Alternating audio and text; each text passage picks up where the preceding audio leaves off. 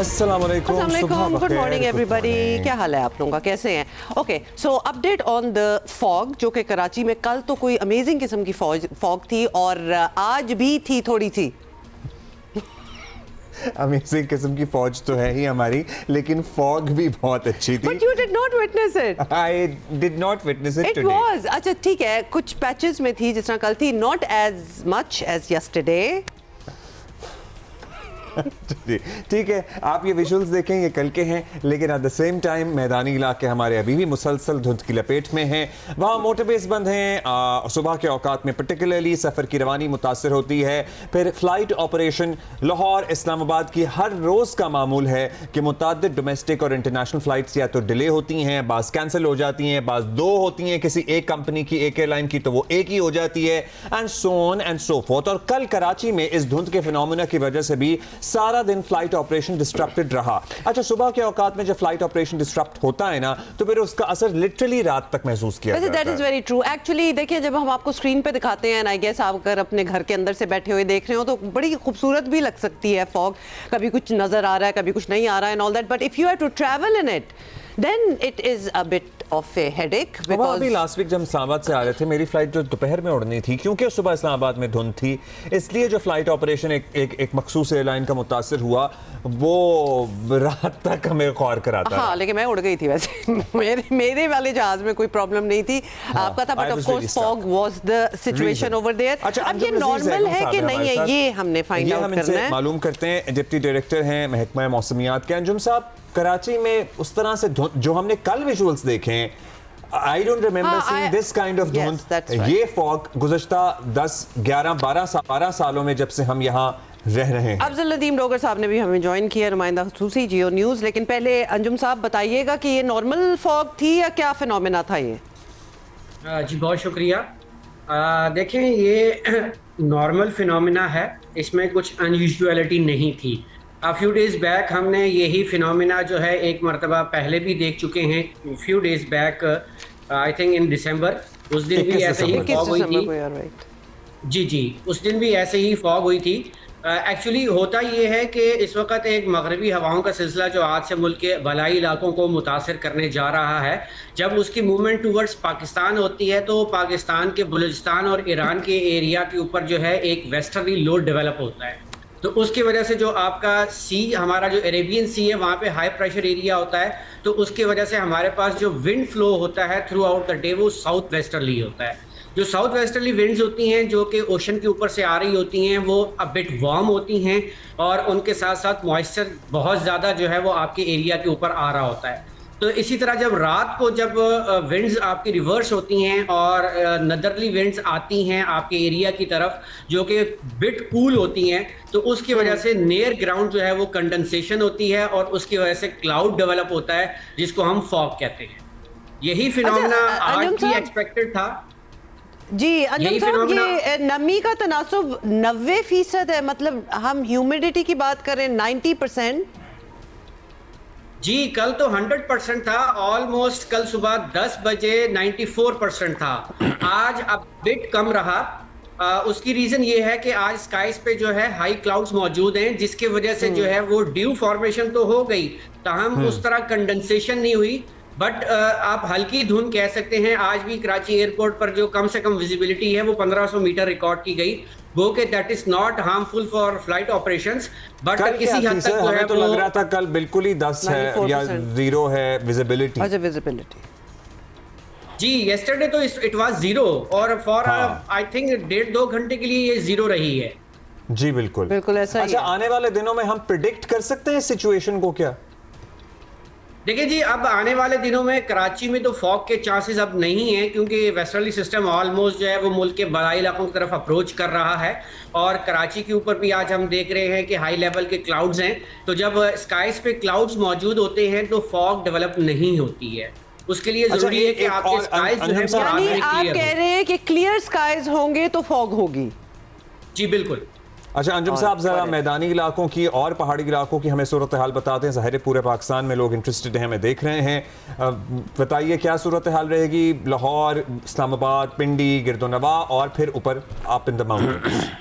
मजमूई? देखिए जी, आज से लेकर तकरीबन ऑलमोस्ट 23-24 तक, और उसके बाद फिर 1-2 दिन की गैप के बाद तकरीबन you can say till 27 of this month मगरिबी हवाओं के सिलसिले जो है वो वक्फे वक्फे से मुल्क को मुतासर करते रहेंगे। एक सिलसिला जो है वो आज शाम से तकरीबन जो है वो मुल्क के बालाई इलाकों को जो है वो तकरीबन 19 तारीख तक मुतासर करेगा, जिसमें गिलगित बल्तिस्तान, कश्मीर और बलाई केपी के अक्सर इलाकों में बारिश और पहाड़ों पर बर्फ़बारी का इम्कान है। जबकि बर्फ़बारी की जो नौइयत होगी वो तकरीबन मॉडरेट लेवल की होगी।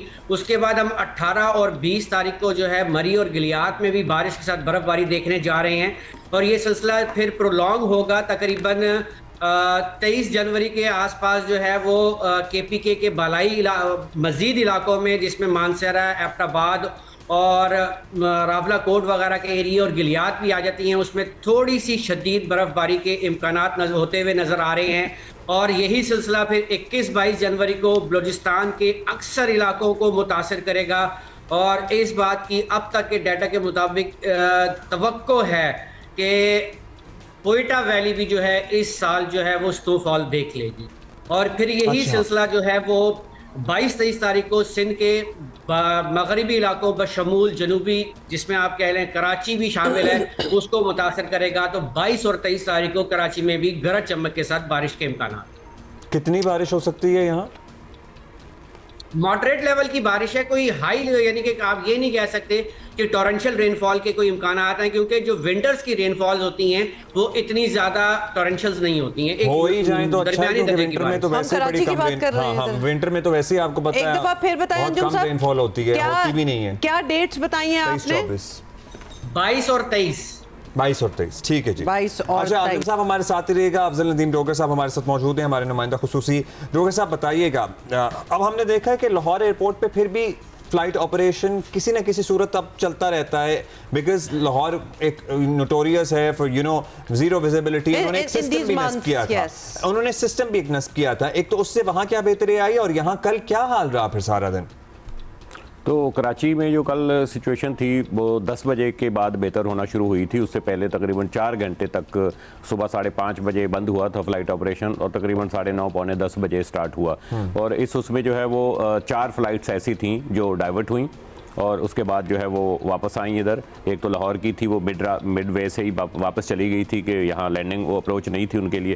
तो इसी तरीके से जो कल अगर हम देखें तो 38 फ्लाइट्स थी कराची की जो डिस्टर्ब हुई हैं, जिसमें जो डिले था तकरीबन 1 से 13 घंटे तक का डिले था, लेकिन रात गए तक ये सिचुएशन क्लियर हो गई थी। आज अगर हम बात करते हैं कराची की, तो कराची आज कदरे बेहतर है। हमारे जो मेन 3 स्टेशन है उसमें, तो इसमें आज कराची में तकरीबन 18 फ्लाइट्स हैं जिनमें डिले है, और डिले जो है वो एक फ़्लाइट है ऐसी जिसका 13 घंटे तक है, अदरवाइज बाकी फ़्लाइट्स का 1 से 4 घंटे तक ये डिले भी फॉग की वजह से ही है। असल में कनेक्टेड हो जाता है ना फॉग। अगर आज लाहौर ज़्यादा डिस्टर्ब है कल की निस्बत। लाहौर की क्या सूरत है? लाहौर में आज जो अगर हम देखते हैं तो तकरीबन 30 फ्लाइट्स हैं ऐसी जिसमें 1 से 12.5 घंटे तक का डिले है।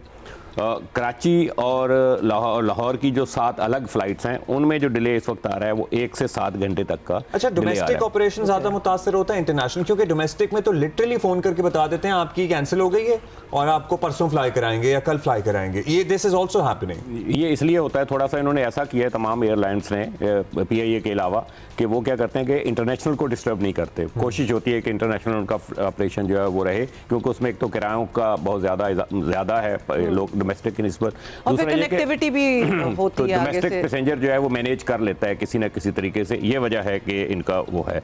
लेकिन आज लाहौर में जो डिले है, जो कल रात की फ्लाइट्स थी आज शेड्यूल पे आई हैं, वो कि आज मुमकिन तौर पर जो वो चला सकते हैं। तकरीबन लाहौर की 37 फ्लाइट जैसे कि मैंने बताया 37 उनमें डिले है। जो कैंसल फ्लाइट्स हैं आज की वो हैं तकरीबन 12। और क्या होता ये है आप कराची की बात कर रहे हैं जो कैंसिल फ्लाइट्स हैं? देखिए एक्चुअली अगर हम वेबसाइट पे जाएं ना पाकिस्तान एयरपोर्ट अथॉरिटी की, तो उसमें वेबसाइट पे जो आज की कैंसिल अगर आप देखें तो वो 50 अराउंड होंगी पूरे ओवरऑल की। वो बेसिकली होता क्या है कि वो शुरू से वो शेड्यूल पे ही नहीं लाते, उसके लिए बुकिंग ही नहीं होती, उसके लिए कोई अरेंजमेंट नहीं होता। मैं कैंसिल जो हम उठाते हैं डेटा कैंसिल का, वो होता है कि जो शेड्यूल पे आ गई आपने उसकी बुकिंग कर दी, पैसेंजर्स खरीद लिया और उसके बाद आपने कैंसिल कर दी, तो आज की वो 10 फ्लाइट्स हैं, खासतौर पर जो डिस्टर्ब हुआ है वही लाहौर कराची की। आज 302 जो है वो 8 बजे जाती है, 303 उधर से आती है। ये दोनों ऐसा होता है कि जो इंटरनेशनल फ्लाइट लाहौर के लिए होती है, वहां पे उतरनी होती है, वो कराची आ जाती है बिकॉज लाहौर में जीरो विजिबिलिटी होती है इन मौसमों में, या कराची में कल जैसे जीरो विजिबिलिटी थी तो डाइवर्ट हो गई। तो फिर उन पैसेंजर्स को वहां कराची से लाहौर या लाहौर से कराची पहुंचाना या इस्लामाबाद से लाहौर पहुंचाना, ये किसकी जिम्मेदारी? नहीं, वही फ्लाइट एक्चुअली जो फर्ज करें कि एक फ्लाइट मस्कत उतर गई तो मस्कत के पैसेंजरों को वो लेकर कराची वापस आई। इसी तरह जो लाहौर गई तो लाहौर उतर गई, पैसेंजर या तो फ्लाइट में बैठे रहते हैं कि वो इंतजार करते हैं कि लाहौर वेदर क्लियर हो, और या फिर वो वहाँ उनको उतार देते हैं। उसके बाद फिर कोई पैसेंजर अगर वहाँ रुकना चाहते हैं तो रुक सकते हैं, अदरवाइज बाकी को वापस यहाँ लाती है, क्योंकि यहाँ एक तकरीबन उतने ही पैसेंजर यहाँ इंतजार कर रहे होते हैं जिन्होंने उस अगली डेस्टिनेशन पे उसी फ्लाइट में जाना होता है। जब डिले ज्यादा हो, जैसे तो कभी कभार हमारे साथ भी हुआ है कि जहाज में ही बैठे रहे, उसमें भी कभी कभार 2-2.5 घंटे भी हो जाते हैं, जो बड़ा मुश्किल होता है। लेकिन क्या उसमें पैसेंजर्स के क्या राइट्स हैं? कितना डिले हो तो उनको कोई कॉम्पनसेशन मिलती है? 12 घंटे तक का है कि 12 घंटे तक अगर डिले है तो आपको वो होटल देंगे, और 12 घंटे तक का डिले अगर आपके पास हो। इंटरनेशनली भी यही है कि किसी एयरपोर्ट पे अगर आपकी फ्लाइट 8 से 12 घंटे इंटरनेशनली है कि आपको अगर डिले ज्यादा है तो आपको वो होटल देंगे या जो भी अकोमोडेशन देंगे, अदरवाइज वो मैनेज कर लेते हैं, खाना दे दिया आपको, वाचर दे देते हैं आपको, आप जिस तरीके से वो करें। अभी रोगा साहब, मेरी इस्लामाबाद टू कराची फ्लाइट थी, मतलब 4:45 बजे की मेरी फ्लाइट थी और रात 11:30 बजे चली थी। सो देख लीजिए क्या। तो बस वो करते क्या है, चालाकी ये करते हैं कि 1 से 2 घंटे डिले, 1 से 2 घंटे डिले, तो इस तरीके से करके वो कर लेते हैं। अच्छा, हम अंजुम साहब आपके पास आएंगे। और अंजुम साहब से एक सवाल मैं पूछना चाह रही थी। अंजुम साहब, क्योंकि हम ऑलरेडी आपसे पहले बात कर चुके थे और ये जो 4-5 दिन है आगे बहुत ही ज्यादा सर्दी, बल्कि माइनस में जाने का फॉर इस्लामाबाद, लाहौर, पंजाब की अगर हम बात कर लें तो क्या वो टेम्परेचर माइनस में नंबर 1 गया? और दूसरा, ये तो एक पैच है, ये कब खत्म होगा? क्योंकि वाकई हम जब बात करते हैं तो हमारे रिश्तेदार हमें बता रहे हैं कि ऐसी सर्दी पहले नहीं देखी, खून जमा देने वाली। जी देखिए, बिल्कुल जनवरी का मौसम है और याद रखिए कि जनवरी जो है वो पाकिस्तान में सर्दी का पीक सीजन होता है। तो सर्दी जो रही पंजाब में या सिंध के अक्सर इलाकों में वो मामूल के मुताबिक ही रही है, या मामूल से 1 से 3 डिग्री सेंटीग्रेड कम रही है। तो that is not you can से कि कोई हमारे रिकॉर्ड ब्रेक हो गए या कोई बहुत हार्श सर्दी हुई। जो एक पिछले दिनों एक मिथ चल रही थी, याद रखिए कि इंसान की एक आप कह लें कि वो खासियत कह लें कि जब कोई वो इस तरह की चीज़ सुनता है तो वो ऑलरेडी उस चीज़ को नफ्सियाती तौर पर जो है महसूस करना शुरू कर देता है। हाँ जी, बहुत ज़्यादा सर्दी है, जैसा कि सोशल मीडिया पे चलता रहा, तो हम जो है वो अनइंटेंशनली उस चीज़ को फील करना शुरू कर देते हैं, हाँ जी बहुत ज़्यादा सर्दी है। ऑल्दो के according to the stats, the data, there was no any harsh activity during this season. अब तक जो कुछ हो चुका और आगे वाले दिनों में, जैसा कि मैंने आपको बताया था, तकरीबन by the end of month जो है ये वेस्टर्ली सिस्टम आते रहेंगे। तो याद रखिएगा कि जब बारिश बरसाने वाले सिलसिले मुल्क के ऊपर मौजूद होते हैं तो वेस्ट जो साइबेरियन विंड्स होती हैं वो कट ऑफ होती हैं, तो उसकी वजह से वो जो सर्दी का इम्पैक्ट होता है वो प्रॉपरली नहीं आ पाता।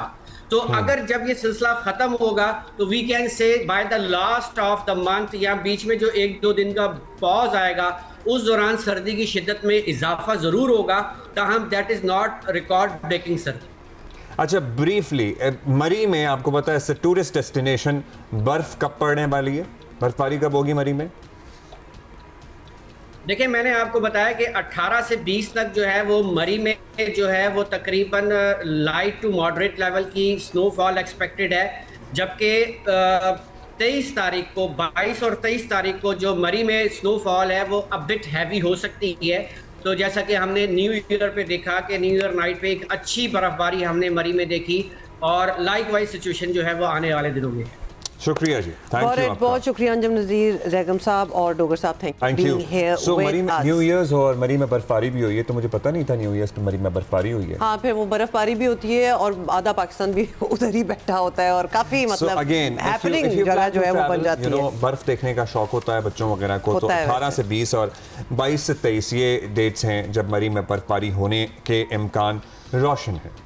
अच्छा जी, ओके, लेट्स मूव ऑन। अब ज़रा और बातें कर लेते हैं, और वही वाली बात कि सियासी मंजरनामा जो है वो बिल्कुल ज़बरदस्त किस्म का गरम गरम हुआ है। पाकिस्तान में सियासी मनाजिर बाज़ औक़ात इतनी तेज़ी से बदलते हैं कि पूरा सियासी मंजरनामा कुछ से कुछ होता महसूस होने लगता है, और अपोजिशन लीडर की तकर्रुरी का मरहला तकरीबन तय हो गया है, और अब हुकूमत की इत्तेहादी जमात पीपल्स पार्टी नए खदशात के साथ सामने आ रही है। चेयरमैन पीपल्स पार्टी को लग रहा है कि सिंध के हकूक पर डाका डालने की साजिश हो रही है। वो किसी का नाम तो नहीं ले रहे, लेकिन अपनी उंगलियां इस्लामाबाद की तरफ उठा रहे हैं, जहां उनके अपने इत्तेहादी बैठे हैं। और कल ऐवान सदर में बिलावल भुट्टो जरदारी ने सिंध हुकूमत की परफॉर्मेंस और आइंदा की हिकमत अमली पर ब्रीफिंग दी, और आजकल उनकी पूरी कोशिश है कि वो दुनिया को बताएं कि सिंध हुकूमत कितने बेमिसाल काम कर रही है। 2 दिन पहले सिंध के शहर मिट्टी में भी उन्होंने सूबे में मिसाली तरक्याती कामों के दावे किए। बिलावल भुट्टो समझ रहे हैं कि काम ना करने का बयानिया बनाकर कुछ कुव्वतें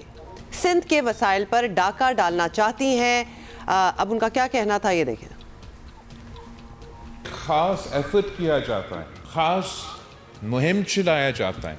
आपका ना सिर्फ थरपारकर का बल्कि आपका पूरा सूबा का किरदार कशी किया जाता है, एक खास मकसद, एक खास साजिश की वजह से कि कुछ कुव्वतें चाहते हैं कि वो आपके सूबे के हुकूक पे डाका डाल के आपके सूबे के इख्तियार जो होते हैं या वसाइल जो होते हैं उस पे डाका डाला जाए, और इस बहाने पे कि सिंध हुकूमत ने कुछ नहीं किया, छोटे सूबे ने कुछ नहीं किया, अब सारे इख्तियार, अब सारे वसाइल जो है वो वापस इस्लामाबाद को दिया जाए। और मैं समझता हूँ इस बयानिया, इस झूठा बयानिया का सबसे बड़ा जवाब जो है वो थरपारकर। जो मुआशी फ़ायदा, जो मुआशी तरक्की इस कोयला को इस्तेमाल करने से यहाँ के अवाम के, इस सूबे के, इस मुल्क को मिलना था, वो 1993 के बजाय 2008 के बाद वो तरक्की का सफ़र शुरू हुआ। और आपने देखा कैसे इस एक मंसूबा ने ना सिर्फ थरपारकर में एक मुआशी इनकलाब लेकर आए, मगर आपकी वजह से, आपका पैदा किया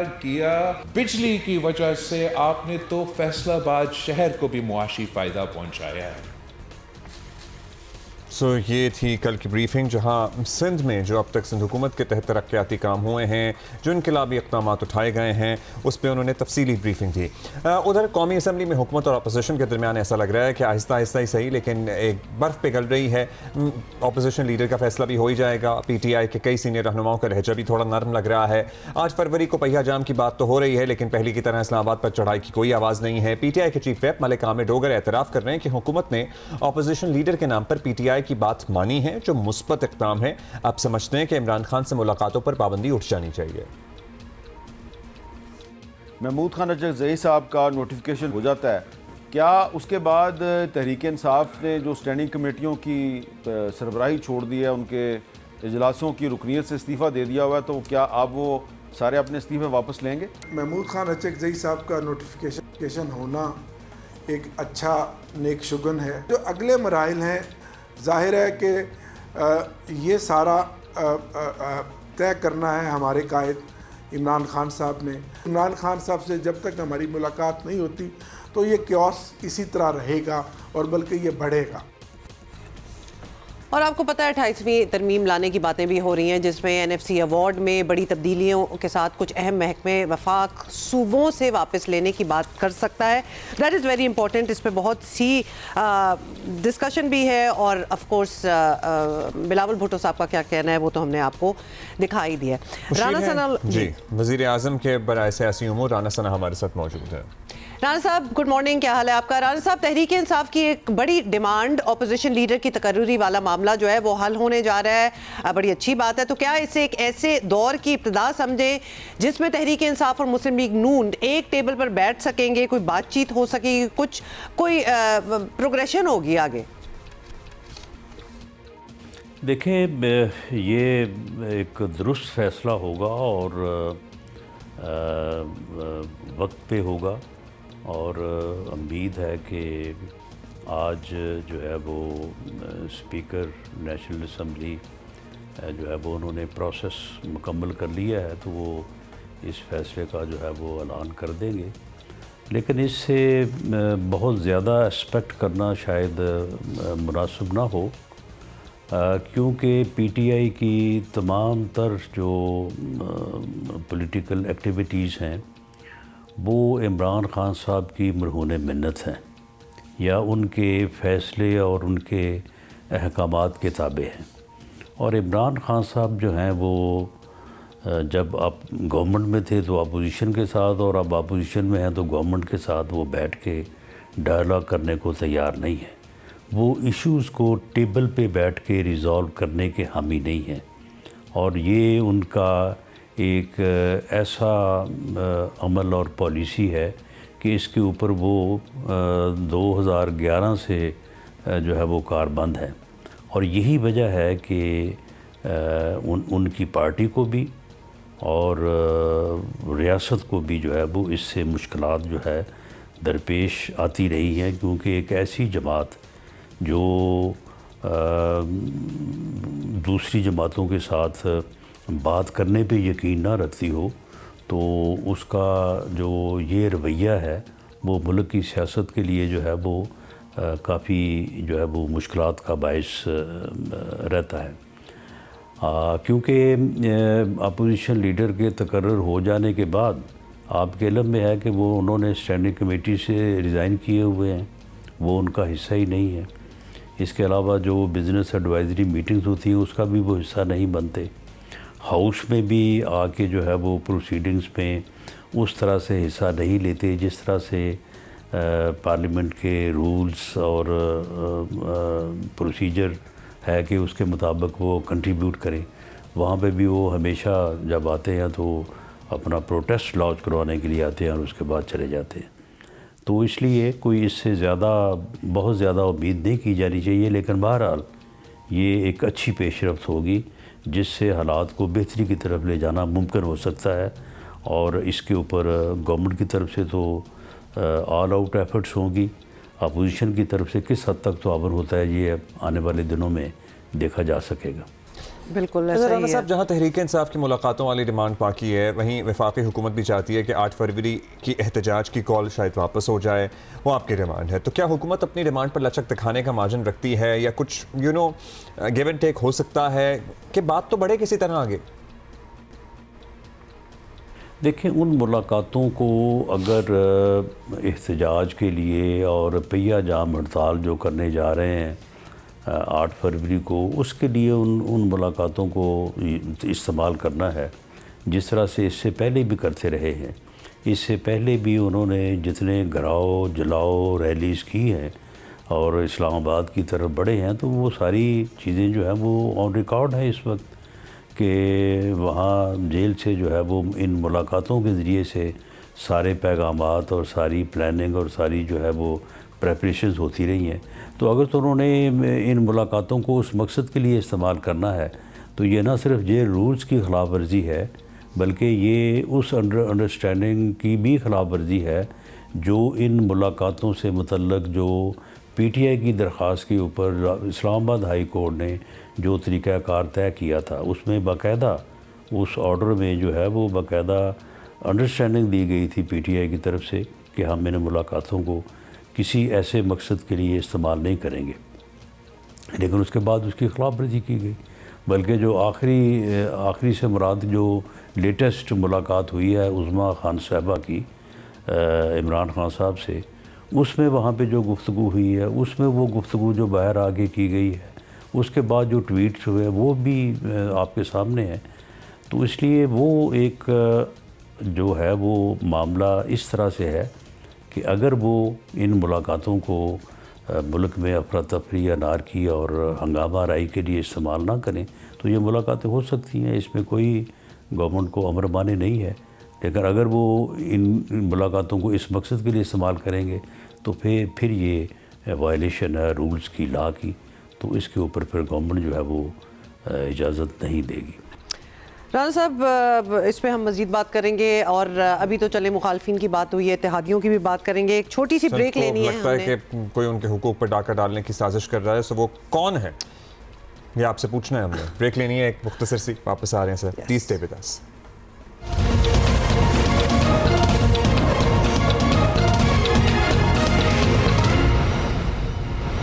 वेलकम बैक जी। Welcome back. राना सनाउल्लाह हमारा इंतजार राना कर साहब, thank you so much for waiting for us. Rana साहब, अब हमने जो अभी तक बात की है वो तो मुखालफिन की बात हो गई, तो उधर अब आपके सबसे बड़े इत्तेहादी बिलावल भुट्टो जरदारी पिछले 2-3 दिन से ये कह रहे हैं कि उन्हें कोई साजिश नजर आ रही है कि सूबे के हकूक इस्लामाबाद अपने हाथ में लेना चाहता है। अब क्या हुकूमत का ऐसा इरादा है या मुजव्वज़ा 28वीं तरमीम में ऐसा कुछ होने जा रहा है जो ये शिकायत पैदा हो रही हैं? क्या बैकग्राउंड है? देखें, एक डिस्कशन जो है वो मुख्तलिफ जगहों पे होती रही है, हो रही है और शायद आगे भी होती रहे कि जो सोर्सेज की तकसीम है in between federation and provinces, उसमें जो है वो कोई इस किस्म की तब्दीली कि जो मुल्क के ऊपर कर्ज़े हैं उनकी जो वापसी का अमल है वो बड़ा मुतासर हो रहा है। इसी तरह से जो डिफेंस के अखराजात हैं उनमें भी इजाफ़ा जो है वो हमारी अपनी जो है वो सिक्योरिटी के लिए ज़रूरी है। तो इस तरह से और फिर टैक्स कलेक्शन जो है उसमें भी मज़ीद जो है वो बेहतरी की ज़रूरत है। तो ये कुछ ऐसी चीज़ें हैं और कुछ ऐसे बुनियादी इश्यूज़ हैं जिनको रिज़ॉल्व करने के लिए जो है वो हर किसी का अपना अपना नुक्ता नज़र है और उसमें डिफरेंस ऑफ ओपिनियन भी है। लेकिन बुनियादी तौर पे पाकिस्तान मुस्लिम लीग नून और मौजूदा हुकूमत और प्राइम मिनिस्टर का ये कंसिडर्ड ओपिनियन है कि ये ऐसे इश्यूज़ हैं कि इनके ऊपर जब तक इत्तफ़ाक़ राय नहीं होगा उस वक्त तक आगे बढ़ा नहीं जाएगा। जैसे हम ये कहते हैं कि कालाबाग डैम का बनना जो है वो बड़ा ज़रूरी था, लेकिन इतना ज़्यादा ज़रूरी भी नहीं है कि उससे पाकिस्तान के सूबों के दरमियान जो एक हम आहंगी है या जो एक एतमाद है उसको ठेस पहुँचे। तो इन इश्यूज़ के ऊपर जो डिस्कशंस हो रही हैं उन डिस्कशंस को प्रैक्टिकल शक्ल उसी वक्त मिलेगी जब उसके ऊपर कंसेंसस होगा तमाम सूबों का। उसमें कोई ऐसा अमल नहीं होगा जिससे पाकिस्तान का बतौर फेडरेशन जो है जो एक यानी एक इत्तेहाद है उसमें कोई किसी किस्म का जो है वो फ़र्क पड़े। तो उससे मेरा ख़्याल है कि बिलावल भुट्टो जरदारी साहब शायद मुतासर हो के जो है वो इस किस्म की बात उन्होंने अगर की है, लेकिन हमें इसके ऊपर कोई कतन कोई जो है वो अबहाम नहीं है। सारे सूबे किसी बात पे मुत्फिक होंगे तो आगे बढ़ा जाएगा और जब तक मुत्फिक नहीं होंगे उस वक्त तक डिस्कशन तो होती रहनी चाहिए ताकि जो है वो नए से नए जो है वो आइडियाज़ जो है वो सामने आते रहें और बिल आखिर किसी जो है वो कंसेंसस पॉइंट पे पहुंचने के लिए ये डिस्कशन जो है वो ज़रूरी है। तो इसलिए कोई ऐसी परेशानी की बात नहीं है, लेकिन बहरहाल बिलावल भुट्टो जरदारी साहब ने शायद मेरा ख़्याल है कि इन्हीं डिस्कशन से मुतासर होकर ये बात की है। तो आप कह रहे हैं डिस्कशंस हो रही हैं और डिस्कशंस होती रहेंगी। अच्छा, बिलावल भुट्टो साहब ये भी कह रहे हैं कि सिंध के हुकूक पर डाका डालने के लिए पीपल्स पार्टी की हुकूमत की परफॉर्मेंस पर बेबुनियाद तनकीद की जा रही है, कारकर्दगी ना होने का बयानिया बनाया जा रहा है, झूठा बयानिया जिसे वो कहते हैं। अब बतौर वफाकी हुकूमत क्या कुछ रिजर्वेशंस हैं आपको सूबाई हुकूमत की परफॉर्मेंस से यहाँ पे? जी, हमें बिल्कुल कोई शिकायत नहीं है और प्राइम मिनिस्टर ने जब भी वो सिंध गए हैं या सिंध गवर्नमेंट के लोग या इवन बिलावल साहब भी उन्हें मिलते हैं तो उन्होंने हमेशा भरपूर एतमाद का इज़हार किया है और उन्होंने भी जो है वो प्राइम मिनिस्टर के ऊपर हमेशा एतमाद का इज़हार किया है, तारीफ़ की है। तो इसलिए हमें बिल्कुल सिंध गवर्नमेंट की कारकर्दगी से कोई शिकायत नहीं है, बल्कि जो है वो हम उनकी कारकर्दगी के हामी हैं। बाकी ये है कि डेमोक्रेटिक दौर में ऐसा तो होता है कि सभी को ये इख्तियार, ये अपॉर्चुनिटी होती है कि वो तनकीद कर सकें। ठीक है, सिंध गवर्नमेंट एक डेमोक्रेटिक गवर्नमेंट है, उसके ऊपर भी लोग तनकीद करते हैं, फेडरल गवर्नमेंट के ऊपर तनकीद करते हैं। पंजाब की गवर्नमेंट के ऊपर कौन सी तनकीद नहीं हो रही, वहाँ पे भी उसके ऊपर भी जिन जो अपोजिशन में है या जो मुतफिक नहीं है वो तनकीद करते हैं। इसी तरह से बलूचिस्तान और KPK की गवर्नमेंट्स भी हैं, तो इसलिए वो तनकीद जो है वो किसी ऐसे मकसद के लिए भी और ख़ास तौर पे फेडरल गवर्नमेंट की तरफ से या PMLN की तरफ से नहीं है। बहुत शुक्रिया राना सनाउल्लाह। तो आपका बेसिकली कहने का मतलब है कि तनकीद तो पॉजिटिव क्रिटिसिज्म भी हो सकती है, हर तरफ से ही होती है, otherwise you are okay with the performance of Sindh कोई शिकायत नहीं है। कोई शिकायत अच्छा जी, अभी हम आगे बढ़ेंगे और इसमें हम कोशिश करेंगे पीपल्स पार्टी का मौक़िफ़ भी लें, लेकिन फिलहाल बलूचिस्तान की चूँकि बात की राना साहब ने भी, सभी हुकूमतों का जिक्र हुआ, तो बलूचिस्तान में इन दिनों खून जमा देने वाली शदीद तरीन सर्दी है। अभी इनफैक्ट हमें अंजुम नज़ीर साहब भी बता रहे थे कि इस मरतबा क्वेटा में बर्फ भी पड़ सकती है। तो अब ऐसे में सूबे भर में गैस की किल्लत ने आवाम को सख्त तकलीफ में मुब्तला किया हुआ है। और वैसे तो सर्द मौसम में गैस पर प्रेशर ना होने की शिकायत जो है वो ठंडे इलाकों में होती ही हैं, मगर कहा जा रहा है कि गैस के मौजूदा बहरान की शायद ही कोई माजी में मिसाल हो। It has never happened like this before. Balochistan के हर छोटे बड़े शहर से गैस ना मिलने की शिकायत आ रही हैं। कोयटा जैसे सूबाई दारुल हुकूमत में भी लोग गैस पर प्रेशर ना होने से सख्त परेशान है। मतलब प्रेशर ना होने का मतलब ये है कि गैस आ रही होगी छोटी सी, but there is no pressure. मतलब वो जो आप हीटर चलाएं या चूल्हा जलाएं या जो भी करें वो नहीं हो सकता। वज़ीर आला बलूचिस्तान ने कल नोटिस लेते हुए BPL और स्विसर्दन गैस कंपनी के हुक्काम के साथ एक मीटिंग की है। चीफ मिनिस्टर सेक्रेटेरिएट में होने वाले इजलास में अरकान बलूचिस्तान असम्बली भी इस मामले पर बात करने के लिए खास तौर पर शरीक रहे। वज़ीर आला बलूचिस्तान सूरत हाल पर शदीद बरहम हुए। उनका कहना था कि आवाम को सख्त तरीन मौसमी हालात में ऐसी मुश्किलात से दो चार करना तो इज़ अनएक्सेप्टेबल। सरफराज बुगटी ने कहा कि वो इस संगीन मसले पर वज़ीर आज़म शहबाज शरीफ को बाज़ाब्ता ख़त लिख कर आगाह करेंगे। वज़ीर आला बलूचिस्तान गैस कंपनी की वजाहतों से ज़्यादा मुतमईन भी नहीं हुए। हुकाम से दो टोक अल्फाज में गैस बहरान का फौरी हल तलाश करने की हिदायत भी उन्होंने की है और साफ कहा भी है कि गैस कंपनियों का किसी किस्म का बहाना जो है वो बिल्कुल बर्दाश्त नहीं की जाएगी। वज़ीर आला इस मसले का फौरी हल चाहते हैं, लेकिन लोग सवाल कर रहे हैं कि आखिर मौजूदा सर्दियों में ऐसा क्या हो गया है कि हालात इतने बदतर हो गए हैं। मतलब ये नहीं कि सर्दी पहली बार आई है तो सर्दी तो वहाँ आती रहती है, इस बार क्यों ऐसा हो रहा है। सलमान अशरफ से जान लेते हैं, हमारे साथी हैं। सलमान बताइएगा अभी एक्चुअल सूरत हाल क्या है जहाँ आप रहते हैं, आपके इर्द गिर्द, आपके शहर में, आपके इलाके में, ओवरऑल बलूचिस्तान के मुख्तलिफ छोटे बड़े इलाकों में गैस नहीं आ रही क्या? जहाँ तक अब्दुल्ला बात की जाए गैस की, तो सर्दियाँ भी इस बार बहुत ज़्यादा नज़र आ रही हैं। नुक्ता जमात से कई दर्जे नीचे जो दर्जा रहता है वो रिकॉर्ड किया जा रहा है, -6 तक गया है, जबकि अंदरूनी बलूचिस्तान -11 तक भी गया है, जिसमें कल्लात और जो ज़ियारत हैं वो खुसूसी तौर पर शामिल हैं। जहाँ तक गैस की बात है तो कोयटा के कोई इलाका, कोई गली, कोई मोहल्ला ऐसा नहीं है जहाँ पे गैस की लोड शेडिंग और उसके साथ साथ जहाँ पे कुछ थोड़ी बहुत गैस आ रही है वहाँ पर भी जो गैस प्रेशर का मसला है उससे लोगों को शदीद मुश्किलात का सामना करना पड़ा है, जिसमें Sirki road, Spinny road, Nawakilli, Saliab, Puri road और उससे दीगर मलिका इलाके शामिल हैं। यहाँ पे शहरियों को शदीद मुश्किलात का सामना करना पड़ा है। इस सूरत हाल पर सूबाई हुकूमत ने भी इजलास तलब किया था। वज़ीर बलूचिस्तान ने बरहमी का इजहार किया है PPL हुकाम पर और स्विसर्दन गैस हुकाम पर। उनका कहना है कि वो इस हवाले से वज़ीर आज़म को ख़त लिखेंगे और जो बलूचिस्तान का ड्यू राइट है उसे मिलना चाहिए। इस सख्त सर्दी में आवाम के लिए शदीद मुश्किलात हैं। उनका अपना जो होम टाउन है डेरा बुगटी, उसकी तहसील सुई है, वहाँ पर अभी तक गैस नहीं है।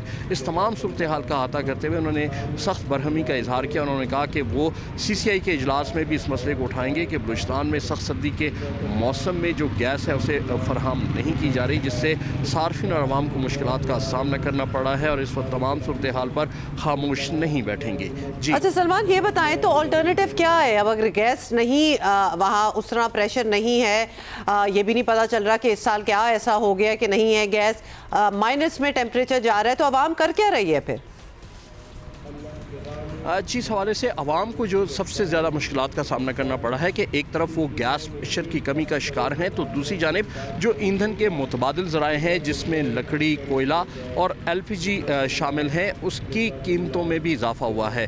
उसे इस्तेमाल किया जा रहा है, लेकिन जो शहर की सूरत हाल ये है कि वहाँ पर हर गुज़रते दिन के साथ इस ईंधन के मुतबादिल ज़राए की कीमतों में इजाफा देखा जा रहा है।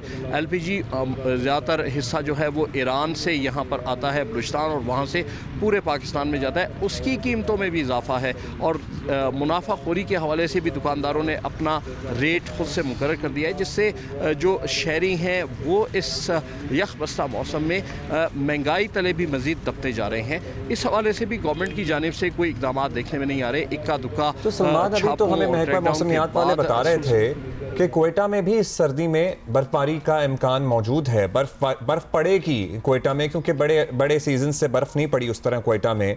सुई सर्दन के दीगर जो गैस कंपनीज हैं, अब मीटिंग भी हो गई इनकी वज़ीर आला के साथ, उनका एक्चुअली मौक़िफ़ है क्या? मतलब वो क्या कहते हैं कि इस मरतबा क्या हुआ है, सप्लाई नहीं है। अब तो LNG वगैरह भी सप्लाई की जा रही है, LPG वगैरह भी सप्लाई की जा रही है थ्रू पाइपलाइंस।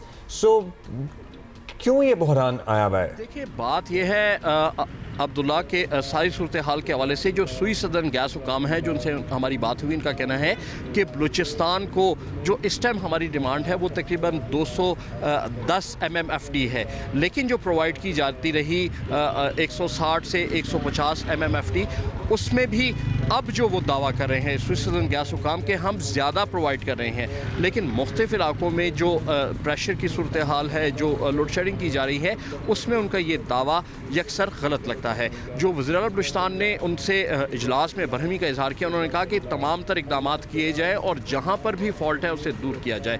सख्त सर्दी के हवाले से जहाँ तक आपने बात की, तो ये आने वाला हफ्ता जो है वो 21 से 23 के दरमियान तकरीबन बलूचिस्तान के 18 अजला ऐसे हैं जहाँ पर सख्त सर्दी पड़ेगी, जहाँ पर बर्फ़बारी होगी। और अगर कोयटा को छोड़ के इंटीरियर बलूचिस्तान की बात की जाए, जिसमें कान में तरजई शामिल है, जिसमें खानोजई है, जिसमें मुस्लिम बाग है, जिसमें लोरलाई है और ज़ियारत है, यहाँ पर तकरीबन कई फुट बर्फ़ जो है वो माजी में रिकॉर्ड की गई और इस बार भी ऐसा लग रहा है कि कुछ बर्फ़ ज़्यादा होगी। ऐसी सूरत हाल के हवाले से अभी पेशबंदी की ज़रूरत है, लेकिन कोई इकदाम देखने में नहीं आ रहे। सलमान, ये भी बता दें कि क्या बिजली की भी कोई लोड शेडिंग हो रही है? बिकॉज अब हम ऑल्टरनेटिव सोच रहे हैं और अब इलेक्ट्रिक हीटर्स और ऐसी चीज़ों का भी बहुत दौर है, तो बिजली फराहम हो रही है proper?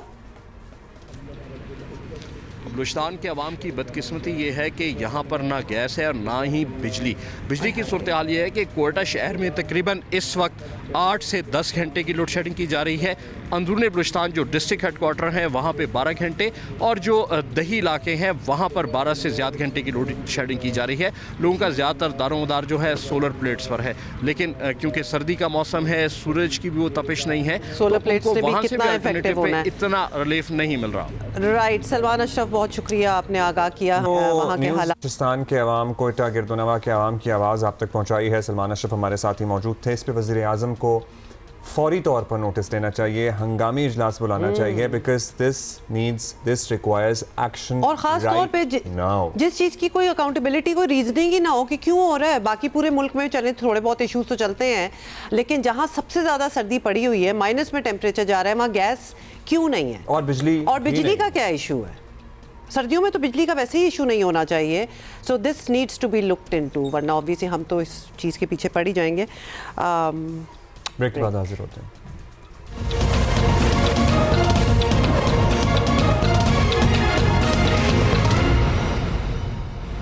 Good morning once again. ये खबर सुनिए, महकमा एंटी करप्शन सिंध में 2 सरकारी अफसरान की लड़ाई दफ्तर से निकलकर थाने तक आ गई है। एंटी करप्शन साउथ कराची में उस वक्त खलबली मच गई जब 2 अफसरान एक दूसरे से हाथापाई पर उतर आए। मामला इतना बड़ा कि बात मुकदमेबाजी तक आ गई है। जरा बता रहे हैं कि महकमाना कवायद की खिलाफ वर्जी पर एक अफसर को शो कॉज नोटिस जारी किया गया था, जिस पर दूसरे अफसर बरहम हो गए।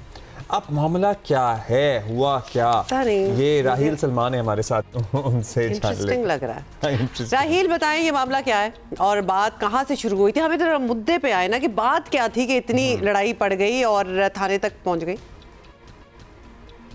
देखिए, एंटी करप्शन साउथ जोन का ये ऑफिस है जो कि मीठादर के इलाके में कायम है और वहाँ पर डिप्टी डायरेक्टर उमर फारूक और असिस्टेंट डायरेक्टर इमरान शेख, इनके दरमियान कुछ तल्ख कलामी हुई थी। मामला ये था कि कुछ अर्सा पहले डीडी जो है उमर फारूक, उन्होंने इमरान शेख को एक शो कॉज नोटिस जारी किया था रूटीन में होता है ये सारा मामला, कोई ऐसी बड़ी बात नहीं थी, लेकिन उस पर वो गुस्से में आ गए, उनके दफ्तर में पहुंचे, उनके ऑफिस में पहुंचे, उनके रूम में, और उसके बाद उन्होंने वहाँ पे उनके साथ बदतमीज़ी करी, स्टाफ जमा हो गया और उसके साथ साथ और मामला बढ़ता चला गया। इस दौरान उन्होंने ना सिर्फ उनको जान से मारने की धमकियाँ दी, बल्कि और भी उन्होंने जो एब्यूजिव लैंग्वेज होती है वो भी उन्होंने यूज़ करी। इसकी वजह से ऑफिस का इन्वायरमेंट भी ख़राब हुआ और उसके बाद तो उनको पुलिस से रुजू करना पड़ गया। तो आई एम थिंकिंग कि ऐसी लड़ाइयाँ हो ही जाती होंगी, हालांकि होनी नहीं चाहिए, लेकिन अब जिन अफसर पर इल्ज़ाम लगाया जा रहा है उनका कोई मौक़िफ़ सामने आया है?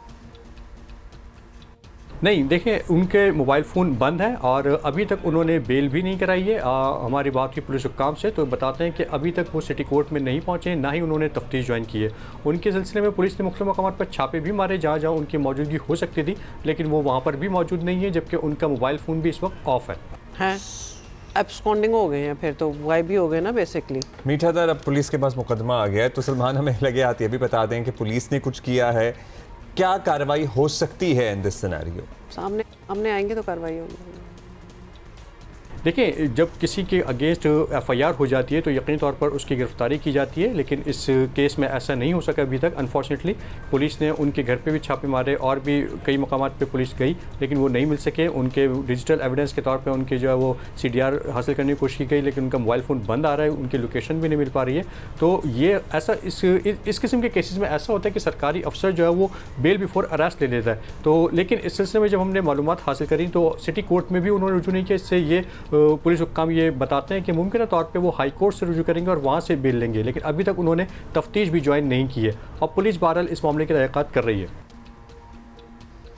Okay Raheel, thank you very much. हालांकि क्या बात थी वो, I don't know, maybe I want that gossip, और शो कॉज नोटिस तो हो गया था, लेकिन क्या किया था? चलिए फड्डा तो हमने अभी बता दिया आपको क्या हुआ। अभी हम एक ब्रेक ले लें। This is going to be a headline break, कुछ देर में वापस गुड मॉर्निंग। सुबह उठते हैं।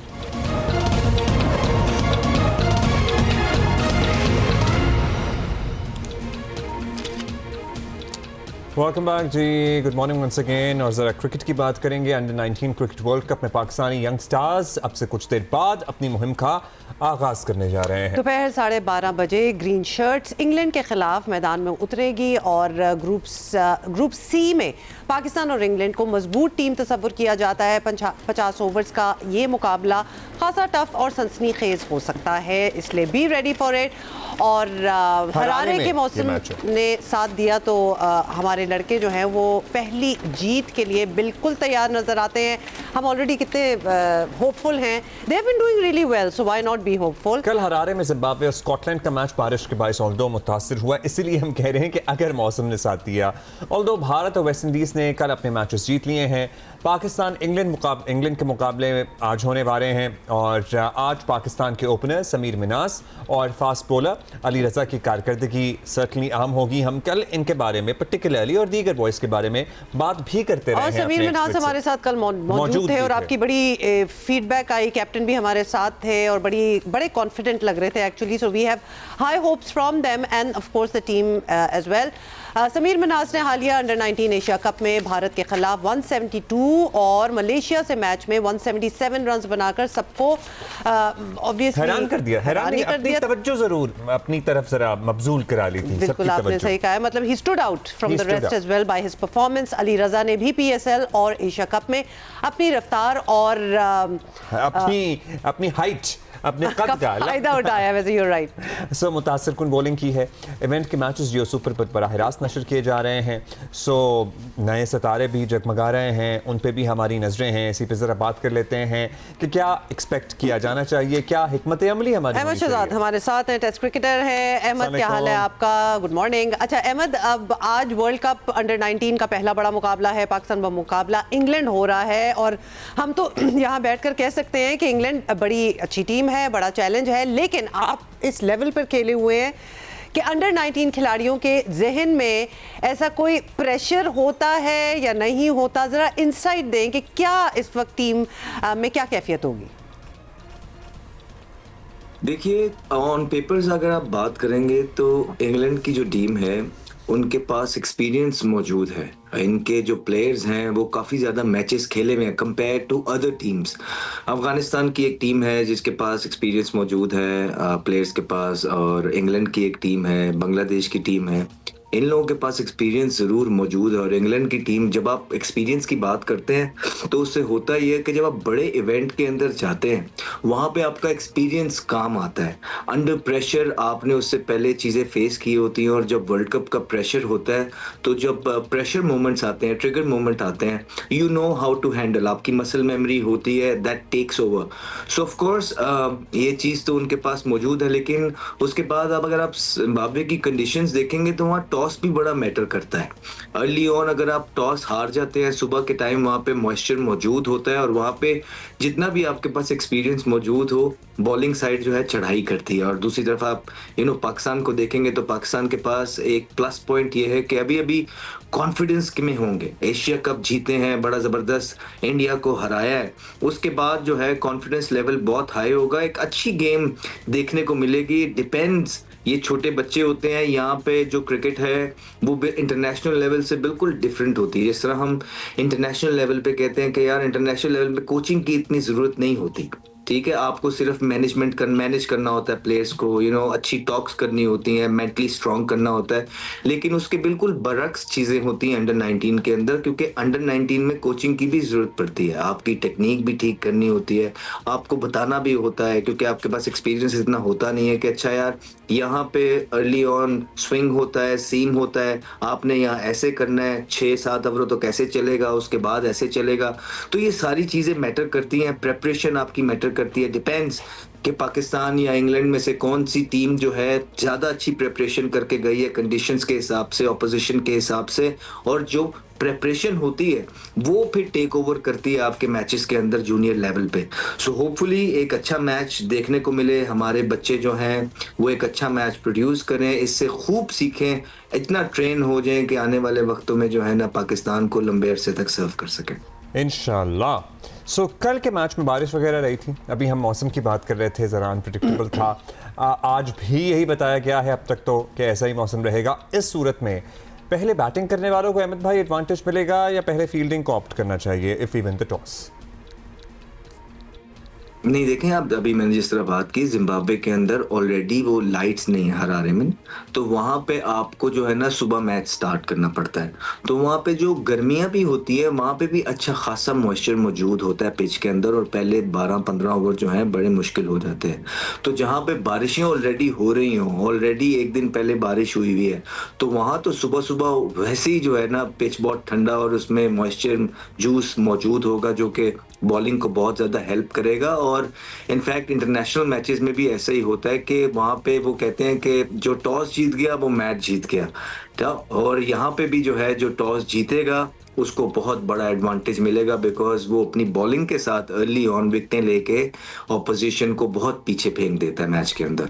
अच्छा, हम आपका ओपिनियन चाहते हैं अहमद कि पाकिस्तानी टीम के इन यंगस्टर्स ने पिछले 3 महीने में ज़बरदस्त नया टैलेंट दिखाया है, विनिंग परफॉर्मेंसेस दिए हैं। आपकी नज़र में हमारी टीम के ऐसे कौन से लड़के हैं, इफ़ यू कुड स्पेसिफाई, जो आज के मैच और इस टूर्नामेंट में बहुत बड़ा उनका इम्पैक्ट होगा? Putting you on the spot Ahmed भाई। देखिए, प्लेयर्स जिस तरह अली रज़ा मुझे पसंद है, बाबडा की तरफ से खेले भी हैं वो ऑलरेडी, और अच्छे बॉलर भी हैं, बड़ा ज़बरदस्त परफॉर्मेंस कर रहे हैं। फिर जो आपके कप्तान हैं वो बहुत इंपॉर्टेंट फैक्टर है, क्योंकि कप्तान का परफॉर्मेंस करना बहुत ज़्यादा ज़रूरी होता है उसके अपने कॉन्फिडेंस के लिए भी। At the same time boys also listen to him after performances, ये एक फैक्ट है। दूसरा समीर मिनहास जो है, क्योंकि वो बड़ी अच्छी फॉर्म के अंदर है, एक अच्छी हाइप ऑलरेडी क्रिएट हुई हुई है, तो उनके अपने करियर के लिए भी बहुत अच्छा है। रिमेंबर माई प्लेइंग डेज, जब हमारा नाम बन रहा था और we were doing well in under 19s, तो उसको फिर हमने कैरी किया, क्योंकि ये बड़ा एक सीरीज में आपका 2 मैचेस से नाम बन जाता है, और उसके बाद जब आप परफॉर्मेंस छोड़ देते हैं थोड़े अरसे के लिए तो वो नाम पे डाई डाउन हो जाता है। Yes, there are examples, certainly others, which these youngsters can follow, get inspired from. बहुत शुक्रिया Ahmad Shahzad for being with us. अच्छा जी, अब थोड़ी सी ग्रीवेंसेस की बात कर लेते हैं। पिछले घंटे में हमने बात की थी हुकूमत और पीपल्स पार्टी के बीच में कुछ ग्रीवेंसेस चल रहे हैं। हमने आपको कहा था एक पर्सपेक्टिव हम पीपल्स पार्टी से भी आपको देंगे, so we have with us. इसे कहना चाहिए ऑलरेडी ग्रीवेंस चल रहे हैं, लेकिन वैसे राणा साहब ने तो कहा है कि ऐसी कोई बात ग्रीवेंस नहीं है। राणा साहब ने कहा जी हम इनकी परफॉर्मेंस पे भी जाहिर है हमें कोई बिलावल भुट्टो जरदारी साहब की भी तो हमने कल जो तकरीब हुई प्रेसिडेंसी में उसमें उन्होंने अपनी कारकर्दगी के बारे में सबको बताया और उन्होंने कहा कि एक नैरेटिव बनाया जाता है सिंध में इनकॉम्पिटेंस का और परफॉर्मेंस ना होने का, ताकि सिंध के हुकूक पे डाका डाला जा सके। That is a big statement. तो हम पहले तो बात कर लेते हैं। पार्लियामेंटेरियन है, रहनुमाई पाकिस्तान पीपल्स पार्टी की डॉक्टर शमीरा फारूकी साहिबा हमारे साथ मौजूद हैं। शुक्रिया शमीरा साहिबा, आपने वक्त दिया। शमीरा साहिबा, ज़रा सबसे पहले तो हम आपसे समझना चाहते हैं, ये जाहिर है आपकी पार्टी चेयरमैन की तरफ से स्टेटमेंट आई है, इसमें इस बात पे गौर भी होगा, इस पे तज्ज़िये भी होंगे।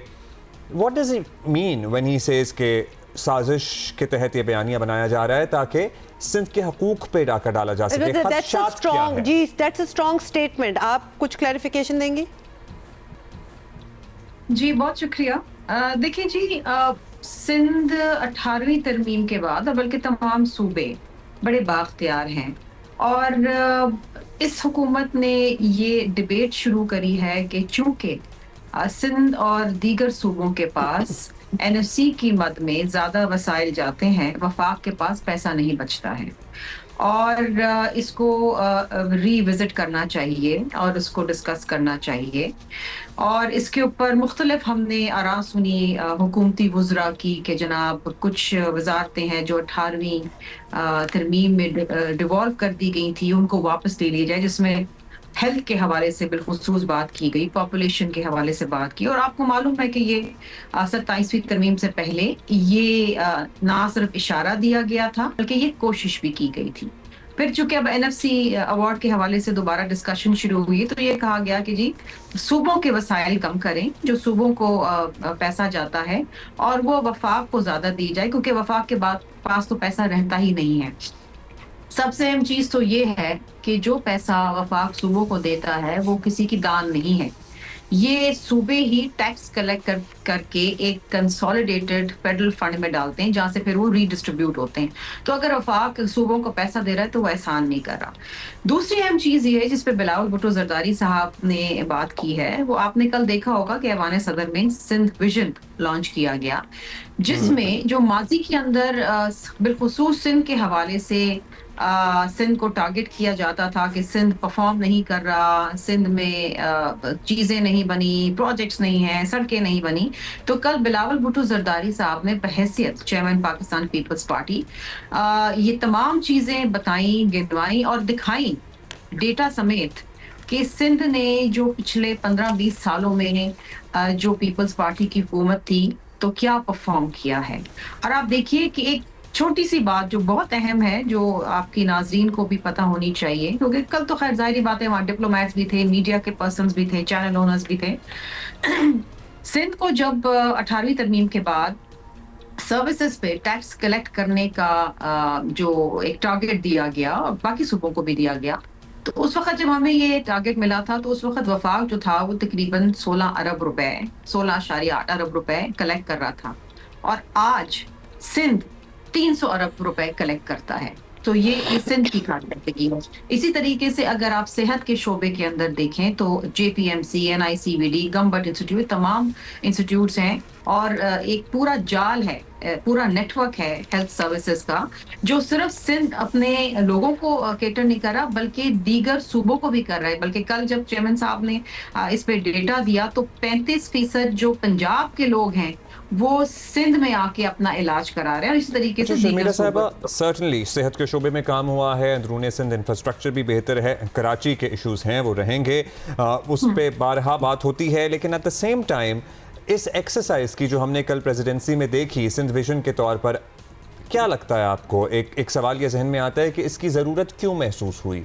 क्या फील हो रहा था कि हाँ जी हमारी बात आगे नहीं पहुंच पाती, या हम जो कारकर्दगी हमारी है वो ठीक से आवाम तक पहुंचा नहीं पाते? क्योंकि एक तासुर ये भी है या एक बयानिया ये भी है कि अगर कारकर्दगी हो तो वो आवाम तक पहुंचती है और आवाम आपके तर्जुमान बनते हैं। सो कल ये जो सारी सेरेमनी हुई है, मैं आपको बड़ी सीधी बात बताऊं कि अक्सर हमें ये सवाल किया जाता है कि जी आप 15 साल से वहाँ हुकूमत में आपने किया क्या? मेरा ख्याल है बहुत जरूरी था कि बताया जाए आवाम को, कौम को, तमाम लोगों को कि हमने 15 साल में क्या किया।